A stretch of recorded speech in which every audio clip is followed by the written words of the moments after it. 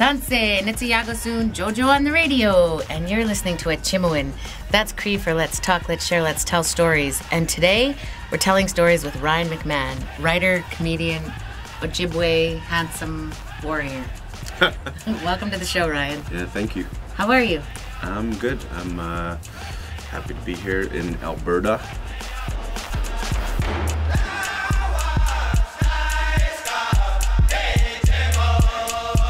You know, like I've tried to flip into like optimism mode. I've tried to. I travel around all over the place, you know, Canada and the U.S. and I try to. I'm trying to see the good. I'm trying to focus on where we're going versus where we are. You know, and that's not to be naive, and that's not to say that I don't want to acknowledge the dysfunction and the problems. But yeah, Attawapiskat is an example. You've got, you know, Pakanjikum, you've got Pakatawagan, you've got, you could name any northern community in general, but it's not a northern problem. It's in the south. It's in the urban centers. I mean, this is we're at a tipping point for real, and it's, you know, it's heavy. It's real. With this real movement that you're talking about, you created a website, Shame on You Canada? ShameOnYouCanada.com, yeah. And what's your mission with that website? Well, ShameOnYouCanada.com was me kind of speaking out loud on Twitter, and I forgot that people actually listen sometimes, and you know, sometimes you post a YouTube video that you work really hard on and no one watches it.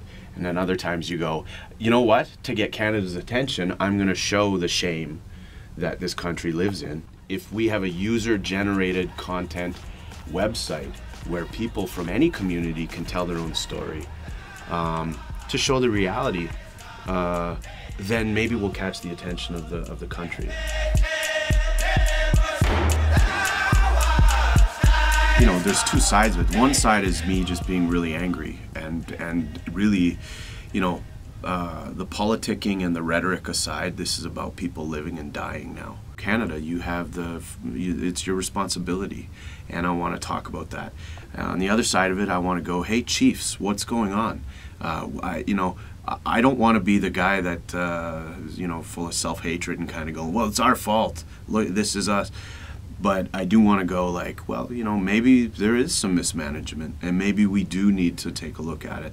I think that the time now for truth is the most important thing, because if there is mismanagement, we need to know.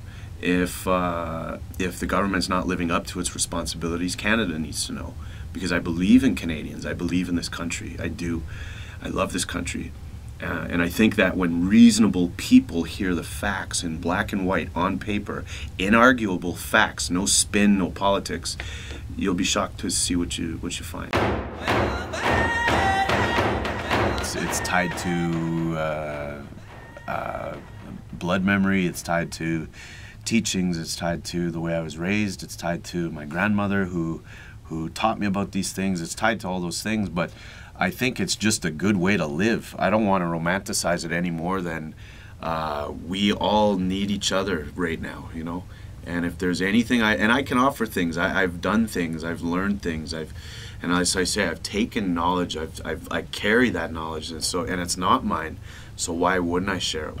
Indian people are my people. So whether it's on my First Nation Couchiching, or in Attawapiskat, or in northern Saskatchewan, or wherever it is, you know, we have a responsibility to each other, and I think we've forgotten that. Didn't have a good start, you know, to my life in terms of some of the dysfunction and the things, and my parents worked really hard to get out of that, and I'm lucky, you know. There are some that I know that never got out of that. So in my life I've experienced those things, and when I look at where I am now and who I am now, you know, of course that's a part of who I am, and so I can empathize and I have compassion, and I have a responsibility.